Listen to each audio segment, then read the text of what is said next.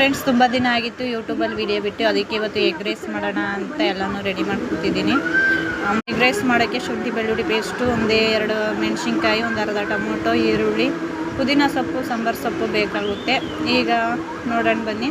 ಒಂದೊಂದಾಗಿ ಎಲ್ಲ ಇಂಗ್ರೀಡಿಯೆಂಟ್ಸುವೆ ಮಾಡಿಕೊಂಡು, ಮೆಣಸಿನ್ಕಾಯಿ, ಜೀರಿಗೆ ಬೇಕು ಅಂದರೆ ಹಾಕ್ಕೊಂಡು, ಒಂದು ಈರುಳ್ಳಿ ಕಟ್ ಮಾಡ್ಕೊಂಡಿರೋ ಈರುಳ್ಳಿ ಹಾಕ್ಕೊಂಡು ಚೆನ್ನಾಗಿ ಫ್ರೈ ಮಾಡಬೇಕು. ಫ್ರೈ ಆದಾಗ ಅದ್ರ ಜೊತೆನೇ ಶುಂಠಿ ಬೆಳ್ಳುಳ್ಳಿ ಒಂದು ಸ್ವಲ್ಪ ಅರಿಶಿನ ಹಾಕಿ ಚೆನ್ನಾಗಿ ಫ್ರೈ ಮಾಡಬೇಕು.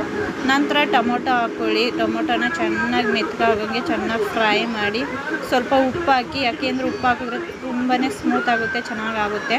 ನಾವು ಆಗಲೇ ಏನು ಅದನ್ನು ಮಡಿಕೊಂಡಿದ್ವೋ ಒಂದು ಸ್ವಲ್ಪ ಮೊಸರು ಮತ್ತು ಚಿಲ್ಲಿ ಪೇಸ್ಟ್ ಇವೆಲ್ಲನೂ ಮಿಕ್ಸ್ ಮಾಡಿ ಮಡಿಕೊಂಡಿದ್ದು ಅದೊಂದು ಸ್ವಲ್ಪ ಹಾಕಿ, ನೆಕ್ಸ್ಟು ಅದಕ್ಕೆ ಸೋಯಾ ಸಾಸ್ ಬೇಕು ಅಂದರೆ ನೀವು ಸೋಯಾ ಸಾಸ್ ಹಾಕೋಬೋದು, ಇಲ್ಲಾಂದರೆ ಸ್ಕಿಪ್ ಮಾಡ್ಬೋದು.